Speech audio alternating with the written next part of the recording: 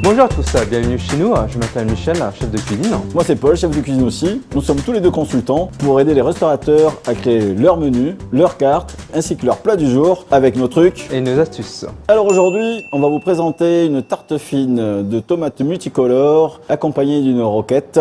Et pour ça, on va avoir besoin d'une pâte feuilletée, tomates multicolores, les petites tomates que je vais donner à Michel pour faire notre petite compotée de tomates qu'on mettra directement sur notre pâte feuilletée, du basilic frais, les tomates qu'on va garder en quartier, de la roquette. On peut remettre tout ça au frais avec notre chiffon torque dessus. Et là, vous allez me dire, mais qu'est-ce que c'est que ces choses-là? Alors ici, tout simplement, du sel de calcium. Et ici, nous avons jus de tomate, alginate. Et on va utiliser cette petite machine-là qui va nous permettre de faire des sphérifications de tomates. Vous allez voir, c'est ultra rapide, ultra magique. Et ça, c'est notre truc à nous. Michel va couper les petites tomates en quartier que tu me fais revenir à la poêle avec de l'huile d'olive. D'accord? On va commencer par dorer notre pâte feuilletée. Ensuite, on va prendre une plaque, une feuille sulfurisée. Et là, je vais utiliser mon petit emporte-pièce. Alors maintenant que nous avons notre petite pâte feuilletée, je vais faire des beaux petits quartiers de tomates. Pas trop épais, pas trop fins. Et là, en fait, on va installer nos tomates sur notre chiffon non tissé torque, de façon à qu'ils puissent bien s'imbiber. Parce que le but du jeu de la tarte fine, c'est qu'elle soit croustillante. Et pour qu'elle soit croustillante, il n'y a pas photo, il faut enlever l'humidité. Alors l'avantage des multicolores, c'est que ça va faire joli quand on va faire le montage de notre tarte. Ça fait toujours plaisir d'avoir plusieurs couleurs sur son assiette. Et non seulement c'est la couleur, mais aussi les saveurs. Déjà, vous n'avez pas forcément les mêmes chairs. Vous avez des tomates qui sont un peu plus acides que d'autres. Donc fleur de sel, qui va permettre d'égorger bien sûr notre jus. Un petit peu de poivre, un petit peu d'huile d'olive. Alors vous avez vu, sur notre chiffon non tissé, tout est imbibé. C'est bon signe, c'est que ça ne sera pas imbibé là. Maintenant qu'on a fait notre petite compotée, alors vous allez me dire pourquoi je mets un petit emporte-pièce. Ça évitera déjà qu'on déborde de partout. Ça permet de mettre un petit peu de hauteur. D'ailleurs on va en faire une sans, que vous voyez la différence après la cuisson. Donc les tomates, on va les mettre ici un peu comme en mode tatin. On va changer les couleurs. Alors vous avez vu, déjà je m'embête plus sur celle-ci. Un petit coup de sel, un petit coup de poivre, un peu d'huile d'olive.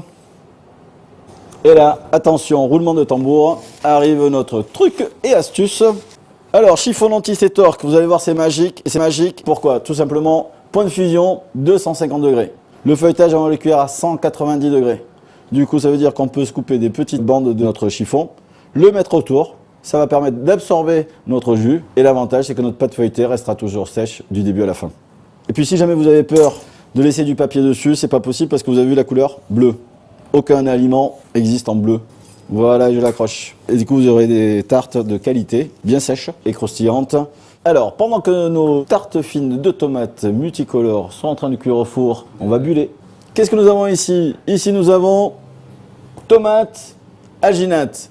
Alginate est une algue naturelle qui, au contact du calcium, se gélifie pour faire des sphérifications. Donc, je vais mettre un peu de tomate, voilà, dans mon réservoir.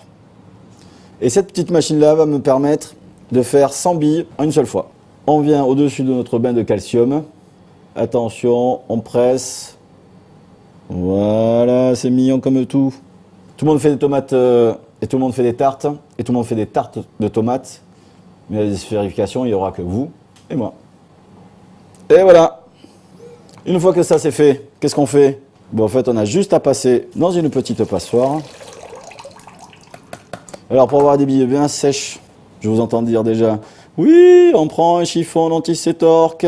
Exactement, bravo, vous avez retenu la leçon. Hop, on va le mettre là-dedans. Comme ça, elles vont être bien sèches. Et voilà, le tour est joué. Alors, comme je vous disais tout à l'heure, regardez, le jus absorbé par mon chiffon torque. Alors maintenant, on va enlever le cercle. Pour enlever le cercle, on fait attention parce que c'est chaud. Regardez. Alors, d'après vous, laquelle est la mieux?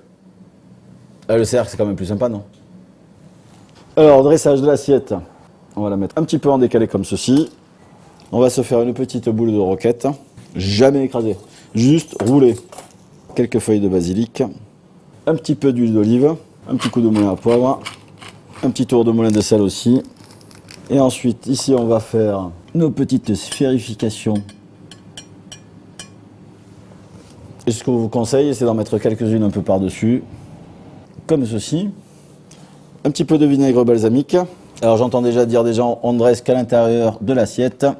Donc effectivement, je suis sur le rebord. Sinon, vous pouvez faire juste un petit trait de balsamique comme ça. Allez, c'est à vous. Faites-vous plaisir.